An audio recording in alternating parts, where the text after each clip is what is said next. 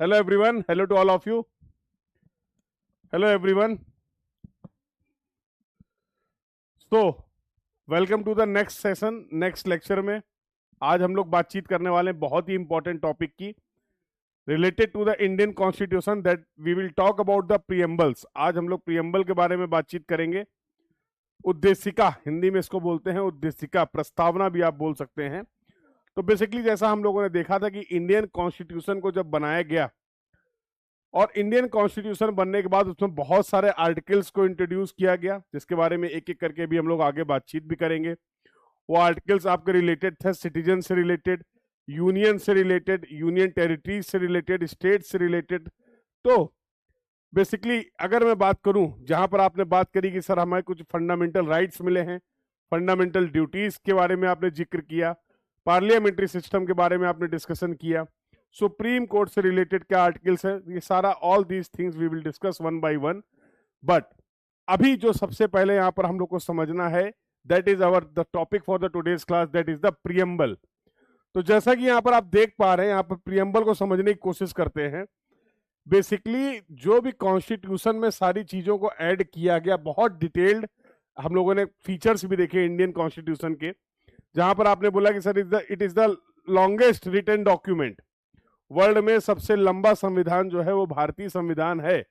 तो उसकी प्योर जो जिस्ट है कि अगर मैं पूरे कॉन्स्टिट्यूशन की बात करूं तो उसकी अप्रोच क्या है, वो अप्रोच के बारे में जो डिस्कशन आपको देखने को मिलता है, अगर आप कॉन्स्टिट्यूशन के प्रीएम्बल वाले पार्ट को फॉलो करते हैं, प्रीएम्बल को पढ़ते हैं, तो प्रीएम्बल पढ़ने से आपको यह समझ में आ जाएगा कि पूरा का पूरा कॉन्स्टिट्यूशन, जो भी क्लॉज हैं, जो भी आर्टिकल्स हैं, अल्टीमेटली उनका बेसिक पर्पस क्या, उनका फंडामेंटल क्या है। तो it will explain the nature of the Indian constitution. With the help of the preamble we can get clear understanding about the nature. Yes, तो आपको प्रवृत्ति क्या है, भारतीय संविधान की प्रवृत्ति क्या है, यह पता चल जाएगा आपको प्रीएम्बल की हेल्प से। तो प्रीएम्बल के बारे में आज बहुत इंपॉर्टेंट बातें समझेंगे, कुछ इंपॉर्टेंट बातें जो लगातार आपके एग्जाम से पूछी जाती हैं इस टॉपिक से अलग अलग एग्जाम में, उसके बारे में भी बातचीत करने वाले हैं। तो लेट्स स्टार्ट द डिस्कशन। तो जैसे कि आप देख पा रहे हैं, सबसे पहले it is the ID card, identity card of the constitution. It is the identity card of the constitution. और ये बहुत इंपॉर्टेंट मुद्दा है। ये जो टर्म आप देख पा रहे हैं, जो लाइन आप देख पा रहे हैं, इसके लिए बहुत संघर्ष किया गया। हाँ, The introduction of the Indian Constitution is the soul and the spirit। जैसा मैंने आपको बताया कि पूरे भारतीय संविधान की, पूरे कॉन्स्टिट्यूशन की जो बेसिक सोल है, नेचर है, वो आपको पता चलने वाला है with the help of this preamble. तो बहुत ही इंपॉर्टेंट डॉक्यूमेंट है, बहुत ही इंपॉर्टेंट पार्ट है हमारे कॉन्स्टिट्यूशन का, जिसके बारे में हम लोग को यहाँ पर समझना है। तो सभी जितने भी लॉज हैं देश के लिए, नेशन के लिए, उनका फंडामेंटल प्रिंसिपल क्या है, किस तर्ज पे उन लॉ को तैयार किया गया, उन आर्टिकल्स को तैयार किया गया, आगे के आने वाले समय को देखते हुए क्या विजन था, और उसके लिए किस फंडामेंटल अप्रोच को फॉलो किया गया है, ये आपको समझ में आता है when you will discuss about the preamble of the Indian constitution. कुछ इंपॉर्टेंट अगर दिनों की बातचीत करें, डेट्स की बातचीत करें, तो 13 दिसंबर 1946 शुरुआत कहां से होती है, ऑब्जेक्टिव रिजोल्यूशन, पंडित जवाहरलाल नेहरू जी की तरफ से ये रिजोल्यूशन पास किया गया। कॉन्स्टिट्यूएंट असेंबली, संविधान के लिए जो हम लोगों ने एक कॉन्स्टिट्यूएंट असेंबली बनाई थी, उस कॉन्स्टिट्यूशन असेंबली को नेहरू जी ने एड्रेस किया और उन्होंने बताया कि अब हमारे ऊपर बहुत भारी जिम्मेदारी है। जिम्मेदारी ये है कि देश हमारा आज़ादी की तरफ है और हमें एक इंडिपेंडेंट देश की तरीके प्रॉपर फंक्शन करने के लिए एक प्रॉपर कॉन्स्टिट्यूशन की जरूरत है। और ये कॉन्स्टिट्यूशन असेंबली जो बनाई गई है, उसका मेन पर्पस ये है कि हम एक बेहतर से बेहतर कॉन्स्टिट्यूशन इस देश के लोगों को प्रोवाइड कर पाए, बना पाए, ताकि ये देश की जो स्मूथनिंग फंक्शनिंग है, सभी ऑपरेशंस जो हैं बहुत आराम से हो, सभी नागरिकों के अधिकारों को सुरक्षित किया जाए और पूरी व्यवस्था को एक नंबर का बनाया जाए। ठीक है, मुद्दा ये था। तो अब जब होता है कि भाई कोई काम आप शुरुआत करने जा रहे हैं, तो क्या था ये ऑब्जेक्टिव रिजोल्यूशन, इसको समझ लो कि सबसे पहले एड्रेस करते हुए नेहरू जी ने बताया कि भाई अगर हम कॉन्स्टिट्यूशन बना रहे हैं तो हमारी संस्कृति, हमारी सभ्यता, या जो हमारी ओपिनियन है, जो हमारा विजन है, उसके हिसाब से क्या क्या आर्टिकल होंगे उसकी अभी जिक्र नहीं हो रही है। समझो ध्यान से, कौन कौन से आर्टिकल रखेंगे, क्या उनकी स्पेसिफिकेशन होगी, क्या उनकी लैंग्वेज होगी, क्या उनका एक्सप्लेनेशन होगा, that was not discussion at all. But संविधान का बनाने से पहले एक उन्होंने बेसिक अपने मन की बात बताई। हाँ, तो वो बात ये थी कि भाई इन इन चीजों पे कुछ गाइडलाइंस एक तरीके से बताई, कुछ अप्रोच बताया और कुछ अपना विजन डिस्कस किया, और वो विजन पास हुए, वो विजन का डिस्कशन हुआ, उसको हम लोग बोलते हैं ऑब्जेक्टिव रिजोल्यूशन, जिससे सभी लोग जो कॉन्स्टिट्यूएंट असेंबली के हैं उनको एक क्लियर कट आइडिया लग जाए कि हमें किस डायरेक्शन में अपने कॉन्स्टिट्यूशन का डेवलपमेंट करना है। ये एक मेन मुद्दा था। तो ये जानकारी थी 13 दिसंबर 1946 को ये बेसिकली एड्रेस किया उन्होंने। पंडित जवाहरलाल नेहरू ने कॉन्स्टिट्यूशन असेंबली को एड्रेस किया और क्या बताया, ऑब्जेक्टिव, उद्देश्य क्या है, पर्पस क्या है कॉन्स्टिट्यूशन बनाने का, उस पर आपने रूपरेखा प्रदान की, उस पर डिस्कशन हुआ। That is known as the objective resolution. I hope सभी को क्लियर है। तो ये ऑब्जेक्टिव रिजोल्यूशन क्या होता है सभी को पता चल गया। बात है 1946 की, अभी तक कोई भी संविधान बन के तैयार नहीं हुआ है, बट अभी हमें बनाना है, ये बात समझ में आ गई। 1945 that was the Indian independence act, और उसके बाद से कार्रवाई शुरू हो गई है। तो पिछले लेक्चर्स में हम लोगों ने इसके बारे में बातचीत भी की है। तो आई होप आप सभी लेक्चर्स को फॉलो कर रहे हैं और इस सब्जेक्ट के बारे में और कुछ हिस्टोरिकल इंडियन कॉन्स्टिट्यूशन के बारे में सारी चीजों को समझ पा रहे हैं। जैसा आप सभी को पता है 26 जनवरी 1950 को रिपब्लिक डे हम लोग मनाते हैं। इस दिन पूर्णतया भारत में संविधान लागू कर दिया गया। कब प्रिपेयर हो गया था, कब एडॉप्ट कर लिया गया था, तो वो डेट थी 26 नवंबर 1949। यहां पर हम लोगों ने प्रिपेयर कर लिया था, अडॉप्ट कर लिया था, बट इंप्लीमेंट किया गया उसको। The constitution is implemented nation wide at 26 day of January 1950। तो ये डेट्स कुछ हैं जिसके बारे में हम लोगों ने पहले भी बात की है। अंबेडकर साहब ने बहुत बढ़िया बात कही, बहुत सी अच्छी अच्छी बातें कही। उनमें से एक अच्छी बात यह है, it was indeed a way of life. तो बहुत सारे कोटेशंस हैं जो आपको देखने को मिल जाएंगे। अब आते हैं मेन, इस जो अभी तक मैंने समझा प्रियम्बल है क्या। ये सबसे पहला, जरा अगर ओरिजिनल कॉपी को देखेंगे तो सबसे पहले कॉन्स्टिट्यूशन में जो आपको मिलने वाला है वो प्रियम्बल वाला पेज एक मिलेगा। कैसा दिखता है वो भी मैं आपको यहाँ पर दिखाने की कोशिश करूंगा with the help of the image. और उसमें जैसा आप सभी को पता है ये हैंड रिटन, अपना जो संविधान था वो टाइप्ड संविधान नहीं था। जब हम लोगों ने संविधान बनाया तो प्रॉपरली उसको हाथ से ही लिखा गया है। हाँ, किसने लिखा, अब संविधान का पार्ट किसने लिखा इसके बारे में तो आगे बातचीत करेंगे। आज जो हम लोग बातचीत कर रहे हैं प्रियम्बल की बात कर रहे हैं, और प्रियम्बल की डिजाइनिंग से रिलेटेड, आर्ट से रिलेटेड पूरा जो क्रेडिट जाता है ये केवल और केवल मैं बात कर रहा हूं प्रियम्बल की। प्रियम्बल का सेपरेट अगर मैं बात करूं, इंडियन कॉन्स्टिट्यूशन के प्रियम्बल की आर्ट, डिजाइनिंग, ग्राफिक्स, पूरा का पूरा क्रेडिट जो है वो बेहर राम मनोहर सिन्हा जी को जाता है। और नेहरू जी के ऑब्जेक्टिव रिजोल्यूशन पे बेस्ड था ये जो बना कॉन्स्टिट्यूशन का प्रियम्बल। और नो सोशलिस्ट और नो सेकुलर, आगे चल के देखेंगे। जब पहले प्रियम्बल को प्रिपेयर किया गया तो ओरिजिनल जो प्रिपरेशन थी, ओरिजिनल जो कॉन्स्टिट्यूशन था, जो first version of the constitution था, उसमें क्या क्या चीजें थी और बाद में उनमें क्या कोई चेंज हुए हैं, वो चेंज हुए भी तो क्या क्या हुए, उसी से रिलेटेड यहाँ पर अभी आप देखेंगे प्रियम्बल में।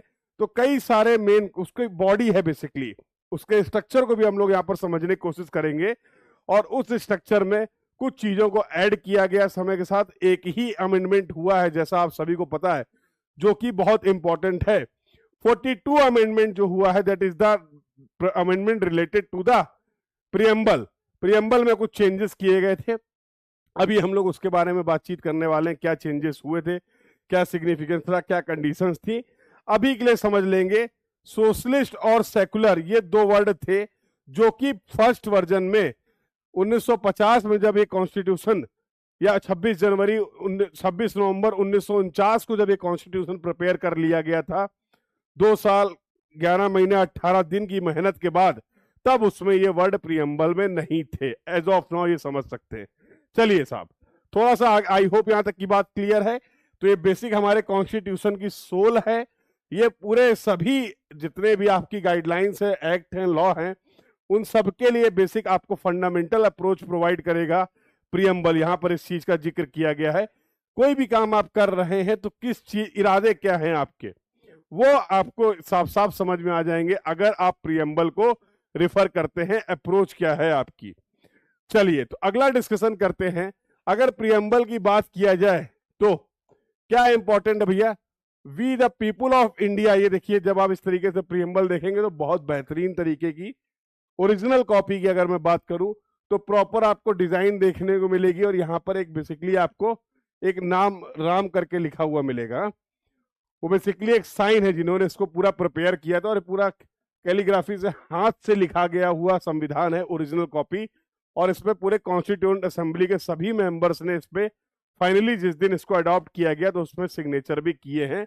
इसकी लास्ट पेजेस में अगर आप जाएंगे ओरिजिनल कॉपी के, तो वहां पर सभी कॉन्स्टिट्यूएंट असेंबली के मेंबर्स के साइन देखने को आपको मिलेंगे, सिग्नेचर देखने को मिलेंगे जब इसको ऑप्ट किया गया। तो प्रियम्बल में अगर आप देखेंगे तो क्या लिखा हुआ, तो उसके मेन वर्ड्स को मैंने यहाँ पे दिखाया है। सबसे important, we the people of India having solemnly resolve a constitute India into a सोवेनियर सोशलिस्ट। दो तीन टर्म, एक एक टर्म सभी समझेंगे। सोवेनियर, socialist, secular, democratic and republic. Total कितने वर्ड हैं? तो इस प्रियम्बल को तीन पार्ट में आप डिवाइड कर सकते हैं। तीन पार्ट क्या थे?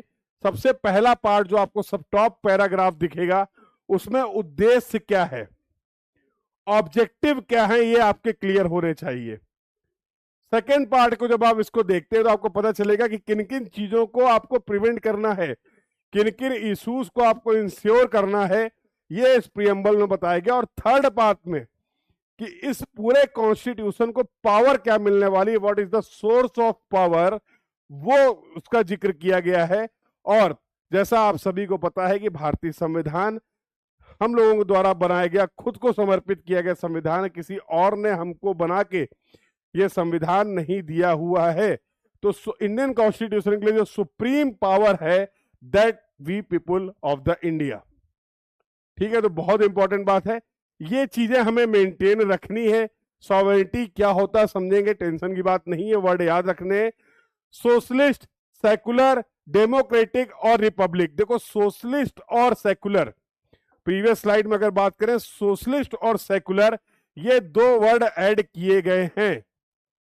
ये दो वर्ड ओरिजिनल कॉपी में नहीं थे, स्टार्टिंग में नहीं थे, ये ऐड किया गया है with the help of the amendment, जिसको आप बोल रहे थे 42 अमेंडमेंट, आगे जिक्र होगा, बट अभी मैं बता देता हूं 42nd अमेंडमेंट 1976। ठीक है, तो यहां पर क्या क्यों ऐड किया गया, ड्यूरिंग द इमरजेंसी की बात है ये, तब ये ऐड किया गया था। अब टू सिक्योर, क्या क्या सिक्योर करना है हमें, पूरे देश के लिए बात हो रही है, किसी इंडिविजुअल स्टेट के लिए नहीं, किसी इंडिविजुअल पर्सन के लिए नहीं, इन जनरल सभी के लिए हमें जस्टिस को इंश्योर करना है, लिबर्टी को इंश्योर करना है, इक्वलिटी को इंश्योर करना है, और फ्रेटर्निटी को इंश्योर करना है। All these words are very important.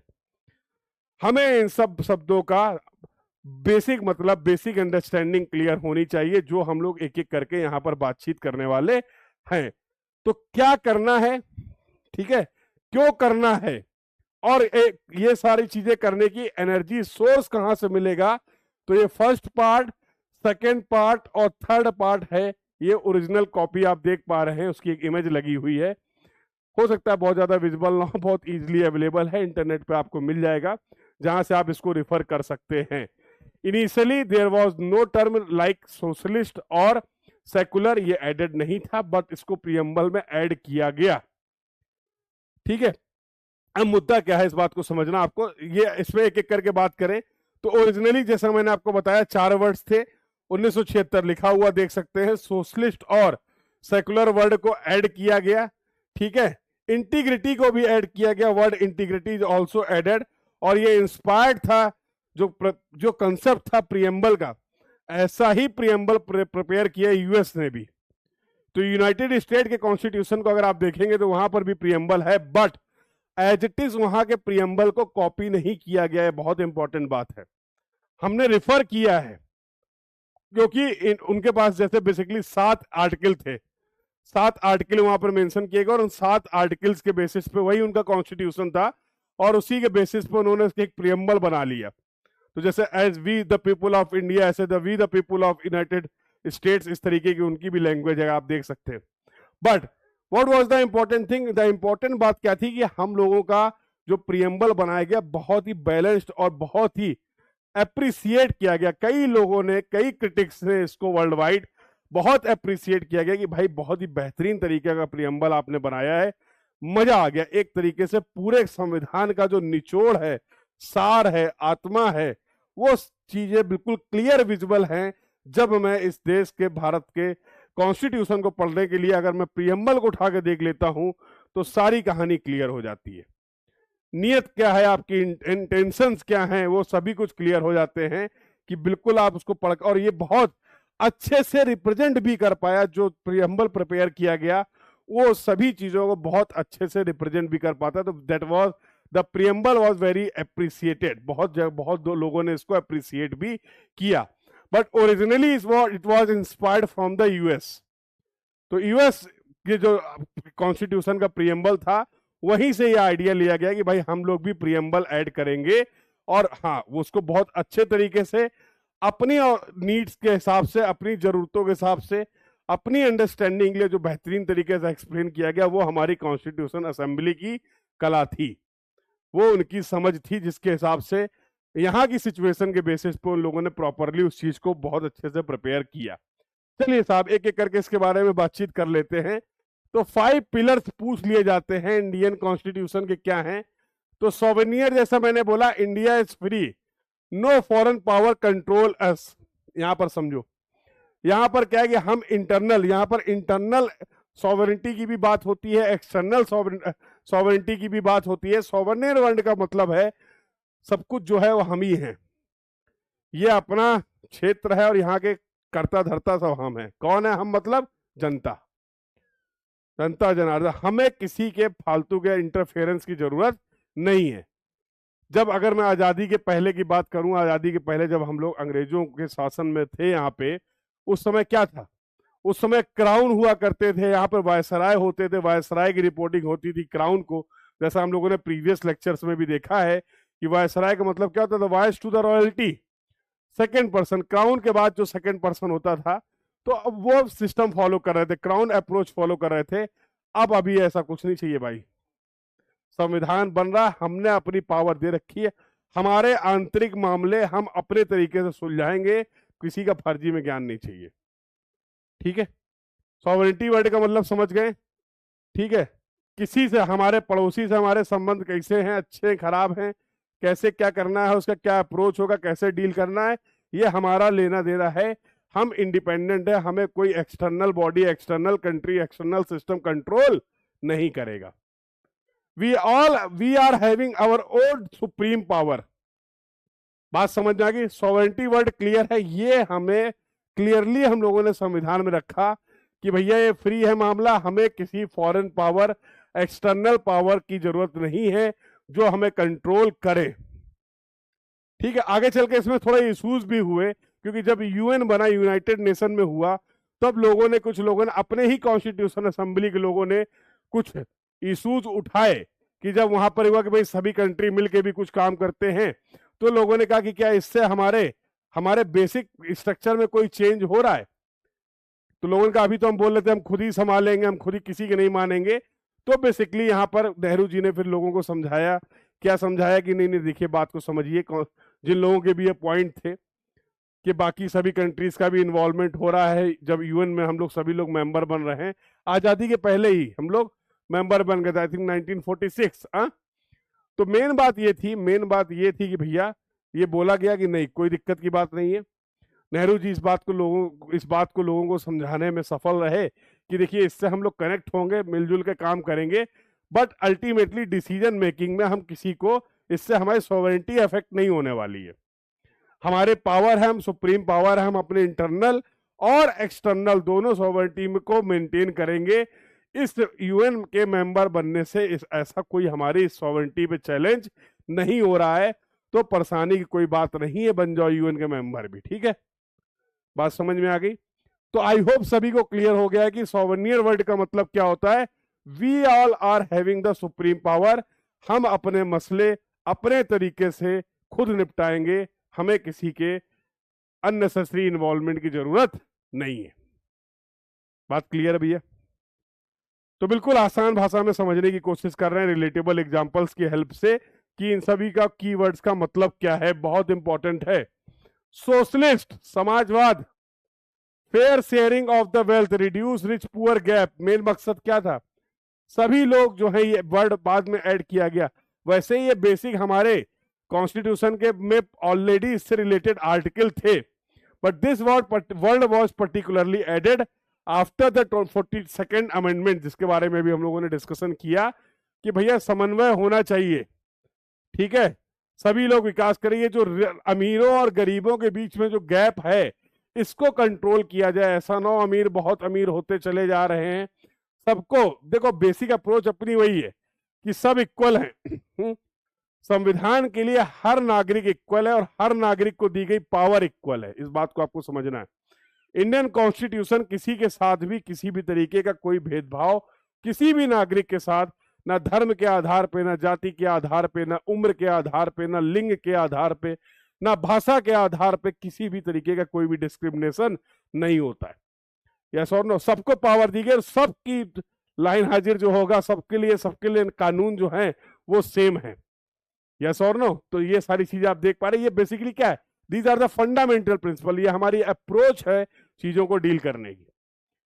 तो भैया क्या बोला गया कि भैया ठीक है, सेकुलर वर्ड, सोशलिस्ट वर्ड हम लोगों ने ऐड किया। सेकुलर वर्ड की कहानी क्या है? All religions are equal. देखो समझो, सेकुलर से भी रिलेटेड, जैसे अगर फ्रीडम ऑफ रिलीजन पहले सही था, ऐसा नहीं था जब ये वर्ड ऐड नहीं किया गया था इनिशियली, जब फर्स्ट ओरिजिनल कॉन्स्टिट्यूशन जो पहला वर्जन था उसको भी अगर आप देखेंगे तो रिलीजन, फ्रीडम फॉर रिलीजन सभी के लिए अवेलेबल था, जिसका जो मन है वो धर्म फॉलो करें। हम सभी धर्मों की समानता है, हिंदू मुस्लिम सिख ईसाई आपस में है, सब भाई भाई, सब बढ़िया है। आपके धर्म आप फॉलो करिए, हम अपना धर्म फॉलो करते हैं ना, हमें आपको कोई दिक्कत है, आपको कोई हमसे दिक्कत नहीं होनी चाहिए, सब अपने अपने में मस्त रहो। ये संविधान ने पावर दी थी। तो सेकुलर वर्ड को यहाँ पर ऐड किया गया, बोला गया अब जैसे मान लीजिए किसी स्टेट में किसी पर्टिकुलर रिलीजन की मेजॉरिटी है, मान लो फॉर एग्जांपल कोई स्टेट है जहां पर मेजॉरिटी में हिंदू हैं, ठीक है, तो क्या हम उस स्टेट का, उस राज्य का क्या जो धर्म है क्या वो हिंदू हो जाएगा? हा? अगर कोई ऐसा स्टेट है, ऐसा कोई राज्य है जहां पर जो बेसिक जो पॉपुलेशन है, मान लो मुस्लिम्स जो है वो मेजॉरिटी में है, कोई भी स्टेट ले लो आप, तो क्या उस स्टेट का रिलीजन जो होगा वो मुस्लिम हो जाएगा? बोलो भाई, ऐसा नहीं है। और एनी अदर, छोटा बड़ा कम ज्यादा लोग फॉलो करने वाले कम फॉलोअर, कोई मतलब नहीं है, कोई कहीं पे भी कुछ भी फॉलो करे। देश का जो नेचर है, हमारे पूरे इंडिया का जो नेचर है वो सेकुलर है, उसका हम किसी एक पर्टिकुलर धर्म को फॉलो नहीं कर रहे हैं, क्या किसी एक पर्टिकुलर धर्म को सपोर्ट नहीं कर रहे हैं। जैसे अगर फॉर एग्जांपल बात किया जाए पाकिस्तानी की, तो क्लियर पाकिस्तान की, तो वहां पर clearly mention it is the Islamic state, मतलब पूरे स्टेट का एक धर्म है, पूरे स्टेट का एक धर्म है, that is the Islam. Yes और नो? बट अगर if we talk about the Indian constitution, we don't have this type of situation, that's why we are saying we are secular. हम सभी धर्मों का सम्मान करते हैं, सभी धर्म रहे, आपस में मिलजुल कर रहें, कोई दिक्कत की बात नहीं है। एज ए कंट्री अगर हम लोग बात करें तो ऑल रिलीजन्स आर इक्वल, हमारे स्टेट का कोई भी रिलीजन एक पर्टिकुलर रिलीजन नहीं है। क्लियर हो गया सभी को ये सेकुलर की कहानी क्या है? कहीं पे भी किसी को कोई भी डाउट आए, कोई क्वेरी हो, आप बिल्कुल पूछ सकते हैं।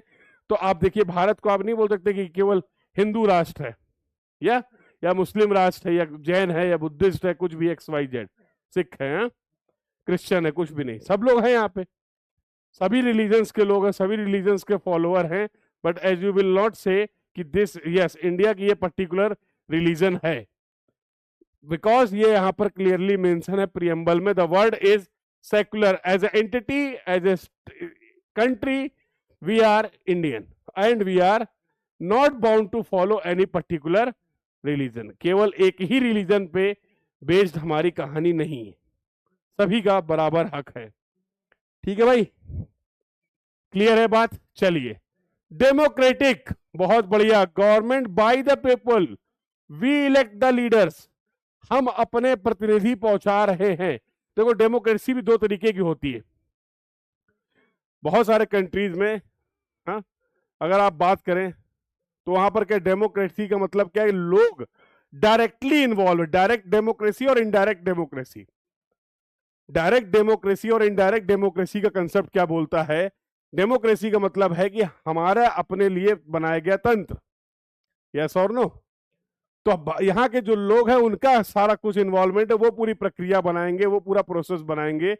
अब इसमें भी जो डायरेक्ट डेमोक्रेसी होती है, जो भी फॉलो की जाती है, डायरेक्ट डेमोक्रेसी के केस में जो लोग होते हैं, कंट्री के जो नागरिक होते हैं, उनका इन्वॉल्वमेंट बहुत ज्यादा और डायरेक्टली होता है। कि अगर कोई पॉलिसी बननी है, भैया हम लोग बैठे हैं, हम लोग जो बता रहे हैं वो बनाओ, समझ रहे हो? सीधे 1 to 1 डिस्कशन चल रहा सरकार और हमारा कि भैया इस तरीके का कानून होना चाहिए, सब लोगों ने बोला, मेजॉरिटी है, बना दो, खत्म बात। That is the direct democracy. Indirect democracy, जिसका एग्जांपल अपना कॉन्स्टिट्यूशन है, इनडायरेक्ट डेमोक्रेसी का मतलब क्या है कि यहां पर हम लोगों के पास हम सब कुछ सिस्टम अपने लिए ही बना रहे, we the people of India, as you can say. जो गवर्नमेंट बनेगी वो बाय द पीपुल, हम लोगों द्वारा ही बनेगी, यहाँ के लोगों द्वारा ही बनेगी। We are following the representative approach. अब जैसे हम लोगों ने अपने एरिया के एमपी एमएलए की हम लोग बात करते हैं, हाँ, मेंबर ऑफ पार्लियामेंट की बात करते हैं। क्या है member of parliament? Member of parliament ये है कि उस पर्टिकुलर लोकेशन के लोगों ने एज ए रिप्रेजेंटेटिव उनको इलेक्ट किया कि भैया हम अपनी बात डायरेक्टली नहीं कहेंगे, हम नहीं कह पाएंगे, बहुत सारे लोग हैं, आप हमें रिप्रेजेंट करिए। तो फॉर एग्जांपल कानपुर है, तो कानपुर के मेंबर ऑफ पार्लियामेंट जो एमपी साहब हैं, तो कानपुर के लोगों ने, कानपुर की जनता ने अपना भरोसा उनको दिखाया और उनसे बोला कि ठीक है, आने वाले 5 साल तक इस सरकार में आप हमारा प्रतिनिधित्व करेंगे, आप हमारे मुद्दे समझेंगे, हम अपने मुद्दे आप तक पहुंचाएंगे। अब उन मुद्दों का डिस्कशन संसद में होगा, आगे पहुंचेगा, उस पर कार्रवाई होगी। ये जिम्मेदारी आपने मेंबर ऑफ पार्लियामेंट साहब को दे दी, समझ रहे हो? तो this is the indirect democracy. हम डायरेक्टली इन्वॉल्व हैं, बट फुल पावर, ऐसा नहीं कि डायरेक्ट हमसे बात हो रही है। हाँ, are you getting this point? तो I hope the difference clear है आप लोग को, डायरेक्ट डेमोक्रेसी और इनडायरेक्ट डेमोक्रेसी में क्या फर्क होता है। तो यस, हम लोग अपने लिए सरकार बना रहे हैं, हम सरकार का गठन कर रहे हैं, हम सरकार को चुन रहे हैं, सब जगह हमारा इन्वॉल्वमेंट है। रिपब्लिक का मतलब क्या है भैया? राजा पद्धति नहीं चलेगी, और कहते नहीं कि राजा का बेटा ही राजा बनेगा, अब ये नहीं चलेगा। तो एक किंग क्राउन वाला कंसेप्ट नहीं है, किंग क्राउन वाला कंसेप्ट नहीं है। हर एक भारत का नागरिक अगर वो चाहे तो कॉन्स्टिट्यूशनल की जो सबसे बड़ी पोस्ट है एज ए कंट्री, अगर मैं बात करूं, प्रेसिडेंशियल पोस्ट, आप वहां तक पहुंच सकते हैं, आप प्रेसिडेंट बन सकते हैं अगर आप भारत के नागरिक हैं और बेसिक जो क्राइटेरिया है उसको फॉलो करते हैं।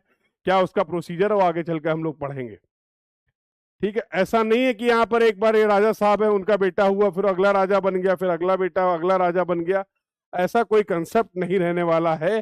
That's why it is no king और क्वीन कंसेप्ट। इलेक्शन होगा भैया, इलेक्शन होगा, इलेक्शन, चुनाव किया जाएगा, चुनाव कर दिया जाएगा, प्रॉपरली इलेक्ट किया जाएगा, उसका पूरा प्रोसेस होगा, उसके पूरे रूल्स होंगे, उनको फॉलो किया जाएगा। तो आई होप सभी को क्लियर हो गया है। सॉवरेनिटी का मतलब क्या है? सोशलिस्ट, सेकुलर, डेमोक्रेटिक और रिपब्लिक। किसी को अगर कहीं कोई डाउट हो, जैसा मैंने बताया आपको, कॉन्स्टिट्यूशन को अमेंड किया गया एक बार 1946 में, और 2 वर्ड ऐड किए गए आपके, सोशलिस्ट और सेकुलर। 2 वर्ड यहां पर ऐड किए गए, सोशलिस्ट और सेकुलर, जिनके बारे में हम लोगों ने बातचीत की। क्यों, क्या ऑब्जेक्टिव थे भैया? Justice, fair treatment. जस्टिस भी 3 तरीके के होते हैं, इंपॉर्टेंट है, जस्टिस भी 3 तरीके के होते हैं। Social, economical and political justice. और ये जस्टिस हर भारतीय नागरिक को बराबर मिले, ये आपको इंश्योर करना है। Fair treatment, fair justice opportunity should be there for every citizen of India. Make sure. अब ये देखो, अब आप अगर इन बातों का मतलब अब समझ पा रहे हैं, तो ये बताया जा रहा है कि अब ये मैंने अपनी मेन भावनाएं आपको बता दी है कि जो भी आप कॉन्स्टिट्यूशन बना रहे हैं, क्यों आप बोल रहे थे प्रियम्बल सोल है। अब आप देखेंगे कि जब कभी भी किसी भी आर्टिकल की आप बात कर रहे होंगे तो ये चेक किया जाएगा। और ये कॉन्स्टिट्यूशन ने ये पावर भी दिया है, सुप्रीम कोर्ट को भी पावर दिया है। इवन अगर सुप्रीम कोर्ट को कभी किसी वर्ड को एक्सप्लेन करने के लिए सपोर्ट चाहिए होता है, रिफर करना होता है, तो वो कॉन्स्टिट्यूशन को ही रिफर करते हैं और उससे चेक करते हैं उसका अलाइनमेंट, कि जो कुछ भी अगर आप ऐसा कोई लॉ पार्लियामेंट बना देती है, जैसा मैंने आपसे लास्ट क्लास में भी डिस्कस किया था, अगर कोई लॉ मान लीजिए पार्लियामेंट से पास कर दिया जाता है, उसके बाद भी जुडिशियल रिव्यू का कंसेप्ट है। सुप्रीम कोर्ट को, जिसको आप बोल रहे थे गार्जियन ऑफ इंडियन कॉन्स्टिट्यूशन बोला गया, उसके पास ये पावर है कि वो उस एक्ट को रिव्यू करेंगे। उस एक्ट के रिव्यू करने के बाद उसकी बेसिक फंडामेंटल को कंपेयर करेंगे, अलाइनमेंट देखेंगे कि क्या वो भारत के संविधान के बेसिक फंडामेंटल या सोच या सोल से मैच करता है कि नहीं करता है। अगर उसमें कहीं फर्क दिखता है, अगर कोई आप ऐसा लॉ ले आते हैं, अगर आप कोई ऐसा एक्ट ले आते हैं जो इस सोल में, जो इस संविधान की आत्मा को से मैच नहीं करता है, खत्म कर दिया जाएगा उस लॉ को। Yes, the supreme court is having that power to null and void that law. ठीक है, आपने पास करा लिया, बहुत अच्छी बात है। But all the laws that are going to be passed should have certain alignment with the fundamental, with the preamble of the constitution। समझ रहे हैं? तो कितना इंपॉर्टेंट डॉक्यूमेंट हो जाता है, कितना इंपॉर्टेंट हो जाता है प्रियम्बल। अब आप शायद इस बात को समझ पा रहे होंगे। तो जस्टिस इंश्योर करना भैया, लिबर्टी, देखो दो टर्म होते हैं, लिबर्टी और फ्रीडम। दो टर्म होते हैं, लिबर्टी और फ्रीडम, इसके बारे में समझ लो। हमें हर चीज की आजादी नहीं है, समझ रहे हो? हमें हर चीज की आजादी नहीं है, हमें लिबर्टी है। सर लिबर्टी और आजादी में, फ्रीडम में क्या फर्क है? लिबर्टी में क्या है कि आपके पास आजादी भी है but in a controlled way, uncontrolled नहीं हो, इन अ कंट्रोल्ड वे। जैसे इसका एक एग्जांपल लेते हैं, जैसे अगर मैं बात करूं गन की, हाँ, आर्म्स की, बंदूक की, तो अब जैसे अगर मैं यूएस की बात करूं, तो आप यूएस में, अगर आप यूएस सिटीजन हैं, तो आप अपने पास बंदूक रख सकते हैं, कोई दिक्कत नहीं, रख भी सकते हैं, लेके घूमो, कोई दिक्कत नहीं। होता है कि नहीं होता है? अपने इंडिया में क्या बंदूक, क्या कोई पर्सन आर्म कैरी कर सकता है? हाँ, कर सकता है, ये आपको लिबर्टी मिली है। बट हर कोई कर सकता है, जहां पे मनो फायरिंग कर दी, जो मन हुआ वो कर दिया? नहीं, सूते जाओगे। तो उसके लिए फिर क्या है? लॉज हैं, उसके लिए क्या है? रेगुलेशन, उसको रेगुलेट करने के लिए एक्ट्स हैं। मतलब आपके पास लिबर्टी है कि आप ऐसा कर सकते हैं, but in a controlled manner, uncontrolled नहीं। This is the difference between the liberty and the freedom. कोई आपके पास कंट्रोलिंग पावर नहीं है, फ्री हो, आजाद हो, जो मन हो वो करो। हाँ, लिबर्टी में आप कर सकते हो, बट आपको गाइडलाइंस का, जैसे फॉर एग्जांपल फंडामेंटल राइट्स, हाँ, मेरे जो फंडामेंटल राइट्स हैं वो आपके भी फंडामेंटल राइट्स हैं, हर भारतीय नागरिक के वो फंडामेंटल राइट्स है। अब मैं बोलूं मेरा कॉन्स्टिट्यूशन, मेरा संविधान मुझे पावर देता है, for example right to express, right to speech. अब इसका ये मतलब नहीं होता कि मैं कुछ भी आके बोल दूं। मैं तो बोलूंगा नहीं नहीं, ये तो मेरा फंडामेंटल राइट है, तो मुझे मिला हुआ है। नहीं नहीं भैया, यहां पर ये फ्रीडम नहीं है, ये लिबर्टी दी है कि आप अपनी बातों को रख सकते हैं, लेकिन तमीज से, लेकिन तरीके से आप अपनी बातों को रख सकते हैं। आपको इस बात का ध्यान रखना है कि जब मैं अपने फंडामेंटल राइट्स की बात कर रहा हूं, जब मैं अपनी फ्रीडम्स की बात कर रहा हूं, तो उससे, उन एक्शन से किसी और के फंडामेंटल राइट्स तो वायलेट नहीं हो रहे ना। यस और नो? तो yes, we can enjoy our fundamental rights, but यहां पर साथ साथ रिस्ट्रिक्शन भी है कि हमें दूसरों के राइट्स को भी प्रोटेक्ट करके रखना है, क्योंकि सबके फंडामेंटल राइट है। तो अब आई होप आपको समझ में आ गया होगा दो वर्ड लिबर्टी और फ्रीडम क्या है। तो हमें लिबर्टी इंश्योर करनी है इन ए कंट्रोल्ड इन्वायरमेंट। तो 5 फ्रीडम्स जैसा मैंने आपको बताया, सोचने की, बोलने की, भरोसा करने की, बिलीव, फेथ, वर्शिप, इन सब की आपको फ्रीडम मिली हुई है। जो जैसा लगता है करिए, ये लीडर, ये आपको लिबर्टी मिली हुई है इन ए कंट्रोल्ड वे। अब मैं अपने धर्म से रिलेटेड कोई चीजें कर रहा हूं, इससे किसी दूसरे धर्म को प्रॉब्लम नहीं होनी चाहिए। ऐसा ना हो कि मेरे जो एक्शन हैं उसकी वजह से किसी दूसरे धर्म के या धर्म के लोगों के लिए वो प्रॉब्लम क्रिएट कर रहे हैं। ऐसा नहीं कर सकते। फिर आप नहीं बोलोगे सर नहीं नहीं हमारे पास तो फंडामेंटल राइट है। नहीं, हमारे पास तो फ्रीडम है, फ्रीडम है, बट मैंने जैसा आपको बिल्कुल आसान भाषा में समझा दिया कि yes, constitution is providing some freedom, जिसको आप बोल रहे हैं लिबर्टी प्रोवाइड की जा रही, इन ए कंट्रोल्ड वे, अनकंट्रोल्ड नहीं है। कोई अगर मॉनिटरिंग नहीं है तो फिर आप बोल सकते हो कि हाँ टोटली एब्सोल्युटली, एब्सोल्यूट फीचर नहीं है ये, ठीक है, एब्सोल्यूट फीचर नहीं है। ये सारे वर्ड आपको ध्यान रखने, अलग अलग एग्जाम में देखने को मिलते हैं।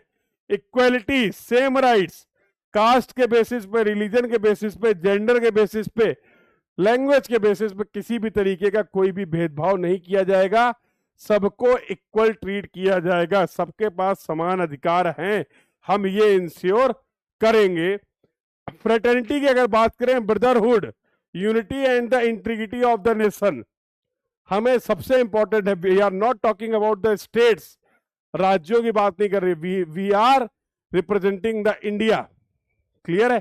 तो हमारी जो मेन फ्रेटर्निटी जो है, we have should have properly brotherhood, जिससे हम अपनी यूनिटी और इंटीग्रिटी को, ये देखो ऐड किया गया था, हाँ, इंटीग्रिटी को मेंटेन रखना भैया। तो दीज आर द ऑब्जेक्टिव, ये आपके ऑब्जेक्टिव हैं। तो जैसा मैंने आपको बताया, यूएस और फ्रेंच रिवॉल्यूशन से इंस्पायर्ड था। तो liberty, equality, fraternity are the, ये तीनों इंटरकनेक्टेड हैं, ठीक है। अब देखो यहां पर बहुत इंपॉर्टेंट एक अच्छी बात है, अंबेडकर साहब ने बोला इन तीनों का होना बहुत जरूरी है। समाज में लिबर्टी, इक्वलिटी और फ्रेटर्निटी तीनों का होना बहुत जरूरी है, तीनों का एक साथ होना बहुत जरूरी है। अगर आपने इनमें से कोई एक चीज गैप कर दी तो मामला खराब हो जाएगा। अगर आप बोलते हैं नहीं नहीं सर हमने इक्वलिटी और फ्रेटर्निटी इंश्योर कर दी है, लिबर्टी को खत्म कर दिया, तो प्रॉब्लम है। सर लिबर्टी है, फ्रेटर्निटी है, इक्वलिटी को खत्म कर दिया तो प्रॉब्लम है। तीनों का सही समय पे, एक ही समय पे तीनों चीजों का होना ही बेस्ट रिजल्ट देगा आपको, ये भी बात आपको ध्यान रखनी। क्लियर है बात? तो आई होप ये सारी बातों को आप अच्छे से समझ पा रहे हैं। आते हैं मेन मुद्दे में। अब यहां पर जो मेन खेल होता है कि पार्लियामेंट पे प्रीएम्बल से रिलेटेड अगर बात करें तो सोल ऑफ कॉन्स्टिट्यूशन हम लोगों ने पढ़ लिया, what India stands for clear आपको पता चल जाएगा। अमेंडमेंट की अगर बात करें 1976 में सोशलिस्ट सेकुलर वर्ड को ऐड किया गया 42nd अमेंडमेंट में, part of the basic structure, ये बात समझना है। जो प्रियम्बल है हमारा वो इंडियन कॉन्स्टिट्यूशन के बेसिक स्ट्रक्चर का पार्ट है। It can not destroy even with the amendments. देखो आर्टिकल 368, आर्टिकल 368 आपको बताता है कि भैया अगर तुम्हें कोई समय के हिसाब से संविधान में कोई चेंज करना है, किसी आर्टिकल में चेंज करना है, आओ हमारे पास आओ, हम तुम्हें पूरा रास्ता बताते हैं, ठीक है। तो अब देखो कई बार इसकी कहानी क्या है, अब एक तरफ क्या है सुप्रीम कोर्ट है, एक तरफ क्या है सरकार है। अब कई बार ऐसा होता है कि किसी मुद्दे को लेकर सरकार और सुप्रीम कोर्ट आमने सामने है। सुप्रीम कोर्ट का अपना कोई एक विजन है, कुछ अपना पर्सपेक्टिव है चीजों को समझने का, सरकार की अपनी कोई पॉलिसी है। अब ये किसी मामले में मान लो आमने सामने आ गए, सुप्रीम कोर्ट कह रहा नहीं हम ऐसा नहीं होने देंगे, हाँ, क्योंकि हमको पावर दी गई है कॉन्स्टिट्यूशन की तरफ से कि जो कुछ भी तुम करोगे हम उसको रिव्यू करेंगे। सरकार को ऐसा लग रहा है कि नहीं नहीं भाई ये पॉलिसी, इस तरीके का लॉ जो है बहुत जरूरी है, कुछ भी रीजन हो, ठीक है। अब इनमें मान लीजिए कोई मामला आमने सामने आ गया है, अब ऐसे कंडीशन में क्या होगा? तो सुप्रीम कोर्ट ने बोला कि ठीक है, कई बार सरकार अपना पक्ष अच्छे से रख देती है, और कई बार, क्योंकि यहाँ पर सबको अपना बात रखने का राइट दिया गया है, तो कौन बड़ा है कौन छोटा ये बात नहीं हो रही है। एक कोई मुद्दा है जिसमें सरकार और सुप्रीम कोर्ट आमने सामने है, उसमें चर्चा होती है, उसमें बहस होती है, और जैसा अभी आपने पहली स्लाइड देखी सुप्रीम कोर्ट, वो भी एक प्रॉपर बहुत ही खतरनाक बहस के बाद ये चीजें निकली, हाँ, कि भाई इसको छेड़िए मत, ये आइडेंटिटी कार्ड है, preamble is the identity card. तो इसके लॉ स्टूडेंट्स इसके बारे में और डिटेल में बातचीत करते हैं हम लोग कि वहां पर क्या पूरी कहानी, कौन सा केस था, क्या मेन की एस्पेक्ट्स थे, क्या क्या चीजें निकल के आई। बट एनीवे, अभी यहाँ आपके लिए समझ लेते हैं कि यहाँ मुद्दा ये है कि जब कभी ऐसी सिचुएशन होती है तो सुप्रीम कोर्ट का जो नजरिया होता है वो कहता है हम देखो सीधी सी बात है, हम भारतीय संविधान के आधार पे ही सारी चीजों को फॉलो करेंगे। हमें कभी भी किसी भी चीज को समझने में कोई दिक्कत आएगी, हम पहुंचेंगे कॉन्स्टिट्यूशन के पास। हमें कोई एक्सप्लेनेशन, कोई डेफिनेशन की जरूरत है, हम फॉलो करेंगे कॉन्स्टिट्यूशन। हमारे लिए कॉन्स्टिट्यूशन से बड़ा कोई नहीं है। क्लियर है? कॉन्स्टिट्यूशन ने जो कहा है, जैसे कहा, बस वही हमारे लिए मेन है, हम उसी को फॉलो करेंगे। तो अब ऐसा अगर कर देंगे, देखो अब आपने लास्ट क्लास में देखा था कि अपने यहाँ क्या है, जुडिशरी की भी पावर है, पूरी पावर जुडिशरी को भी नहीं दी गई है, और सेम पूरी तरीके से पावर पार्लियामेंट को भी नहीं दी गई है। ठीक है, इंडिपेंडेंट पावर नहीं, मतलब हाँ जो मन चाहे वो जुडिशरी कर ले तो भी दिक्कत है, जो मन चाहे वो पार्लियामेंट कर ले ये भी दिक्कत है। तो दोनों का देखिए क्या प्रॉपर कनेक्टिविटी को बनाया गया है। जब आप कॉन्स्टिट्यूशन पढ़ेंगे तो इस बात को समझ पाएंगे। तो ऐसे केस में क्या होता है, जब सरकार के अपनी कोई ओपिनियन है कोई पॉलिसी को लेके, तब वहां पर बोला गया कि आर्टिकल 368 बोलता है कि अगर आपको जरूरत है कर लो। सरकार बहुत खुश है कि अब तो ठीक है भैया, हमें मौका मिल गया है। आर्टिकल 368 बोलता है कि आप ऐसे ऐसे करके, सरकार ऐसे ऐसे चीजों को फॉलो करके पढ़ेंगे आर्टिकल, तो आप इसमें चेंजेस कर सकते हैं, अमेंडमेंट कर सकते हैं। बट धीमे से उसमें एक बात और ऐड की गई कि आप कोई भी चेंज करना कर लो, लेकिन जो भारतीय संविधान है, जो पुराना संविधान, जो पहला संविधान, जो फर्स्ट वर्जन था, हाँ, उसकी मूलभूत स्ट्रक्चर को आप कभी नहीं चेंज कर सकते। समझ रहे? उसके मूलभूत स्ट्रक्चर को आप कभी भी चेंज नहीं कर सकते हैं। कोई भी ऐसा चेंज एडमिसिबल नहीं होगा जो हमारे कॉन्स्टिट्यूशन की मेन भावना जो है, मूलभूत सिद्धांत है, उसके इर्द गिर्द अगर दाएं बाएं होगा तो हम उसको फॉलो नहीं करेंगे, वो चेंज एक्सेप्टेबल नहीं होगा। समझ रहे? तो इस बात पे भी बड़ा मुद्दा हुआ, इस बात पे भी लंबी कहानी चली। क्या कहानी चली कि भैया ये पार्ट ऑफ बेसिक स्ट्रक्चर है कि नहीं है, तो समझते हैं 1960 के पहले तक अगर बात करें तो it was not part of the constitution. ये बोला गया कि भैया जो प्रियम्बल है वो कॉन्स्टिट्यूशन का पार्ट नहीं है। फिर कुछ इश्यूज हुए, अब इन केसेस में बहुत ज्यादा मैं नहीं जा रहा हूं। 1973 में सुप्रीम कोर्ट ने मान लिया कि ठीक है, इसको हम लोग बेसिक स्ट्रक्चर का पार्ट मानते हैं। सरकार ने कहा, फिर सरकार ने कोशिश की, कि भाई अब हमें कुछ चेंज कराना चाहिए। 1995 में सरकार, फिर कोर्ट ने बोला कि नहीं भैया, जो हमने बोला है 1973 में वही सही है। हाँ, वो अलग बात है कि 1960 के पहले हम प्रियम्बल को कॉन्स्टिट्यूशन का पार्ट नहीं मान रहे थे, लेकिन 1973 में इसको बेसिक स्ट्रक्चर का पार्ट माना गया। दोबारा जब सरकार ने कोशिश की इस बात को चैलेंज करने के लिए कि प्रियम्बल पार्ट है या नहीं है, तो फिर 1995 में सरकार, सुप्रीम कोर्ट का यह मानना है कि नहीं, जो 1973 में डिसीजन लिया गया है वो अभी भी वैलिड है और वही सही है, वही आखिरी है। क्लियर है भैया? तो आई होप ये सारी टाइमलाइन आप याद रखेंगे। तो यहां पर फिर से एक बढ़िया सा कोट आप देख पाएंगे, अंबेडकर साहब ने जो कहा यहां पर लास्ट में जो आता है, interprets constitution, supreme court uses it to clarify unclear provisions. जैसा मैं आपको लगातार बता रहा हूं, अगर कोई भी ऐसा प्रोविजन है जिसकी आपको विवेचना देखनी है, डेफिनेशन देखनी है, एक्सप्लेनेशन देखना अगर रिक्वायर्ड है, तो सुप्रीम कोर्ट सबसे ज्यादा प्रायोरिटी, और कहां से फॉलो करने वाले हैं, कहां से उनको डायरेक्शन मिलेगी, the Indian constitution will direct the supreme court कि भाई ये इस चीज का ये मतलब है, इसको आप ऐसे समझिए, इसको आप इस तरीके से इंटरप्रेट करिए। क्लियर है? क्लियर है? तो आई होप सभी लोगों को, जितने भी लोग इस क्लास में हैं, सभी लोगों को बहुत अच्छे से आज जान पहचान हो चुकी है प्रियम्बल से। इसी तरीके से फॉलो करते रहिए क्लासेस को, और अगर आप इन सभी कंसेप्ट्स को अच्छे से सीख पा रहे हैं, समझ पा रहे हैं, ये सीरीज आपके लिए यूजफुल है, तो जरूर मुझे बताते रहिए अपने कमेंट्स के हेल्प से। तो कमेंट्स जरूर करते रहिए जब आप क्लास को कंप्लीट कर ले। लास्ट में जाते समय कमेंट में कुछ ना कुछ आप कमेंट करके जाइए। हाँ, पुट योर लव, जो आपका प्यार है इस सीरीज के लिए, वो आप कहीं ना कहीं अपने कमेंट्स के माध्यम से उसको कमेंट कर सकते हैं, जो मेरे तक पहुंच जाएंगे और बहुत ही इंपॉर्टेंट है।